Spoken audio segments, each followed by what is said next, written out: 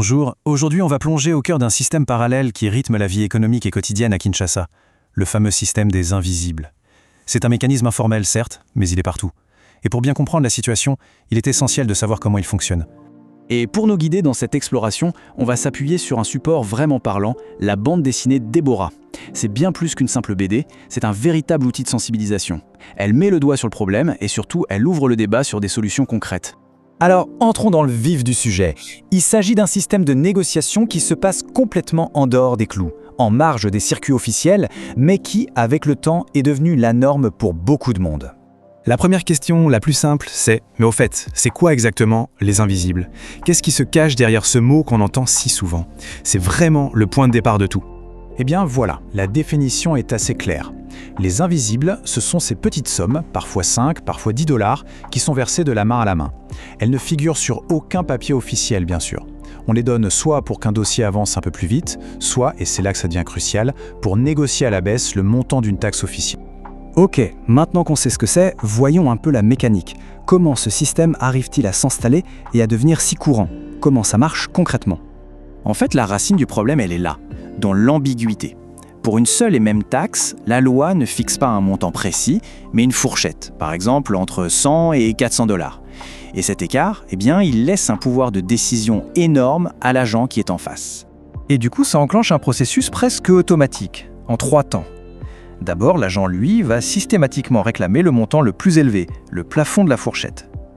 Ensuite, le citoyen, qui sait bien qu'il y a un tarif minimum, se retrouve obligé de négocier. Et enfin, pour que l'agent accepte de descendre au tarif officiel le plus bas, il faut lui verser cet invisible.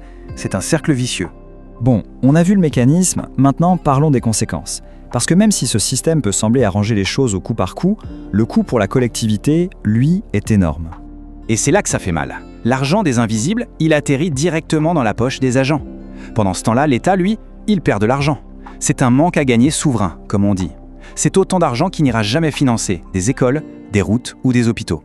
Et pour les entrepreneurs, les gens qui essaient de créer de l'activité, c'est un vrai parcours du combattant. Non seulement il y a ce système informel à gérer, mais en plus, ils doivent jongler avec une multitude de taxes qui viennent de partout. La DGRK, la DGI, la DGRAD. Cette opacité, cette pression fiscale permanente, ça rend le climat des affaires très, très compliqué.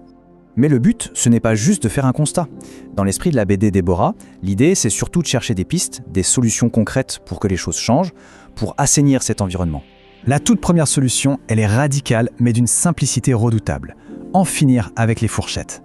On instaure des montants fixes pour chaque taxe. Point. Plus de négociation possible. La règle est claire et elle est la même pour tout le monde. Ça coupe l'herbe sous le pied de l'arbitraire. Deuxième piste, qui est plus une question d'organisation, mettre en place un guichet unique. Si on centralise tous les paiements au même endroit, on réduit drastiquement les contacts directs entre le contribuable et les différents agents. Et moins d'interactions, c'est aussi moins d'occasions de céder à la tentation. Tenez, un exemple qui parle de lui-même, une amende de 2 000 $ pour une petite erreur de comptabilité. Pour une petite entreprise, c'est souvent tout simplement impayable. Et donc, qu'est-ce qui se passe? Ça pousse à chercher une solution alternative, un arrangement. Bref, à payer un invisible.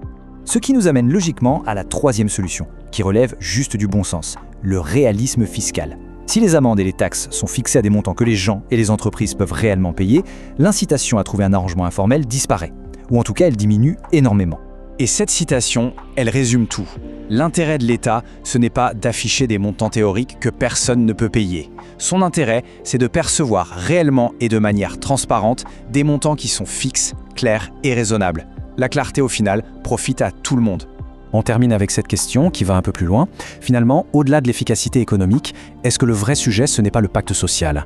Avoir des règles du jeu qui sont claires, équitables et appliquées à tous.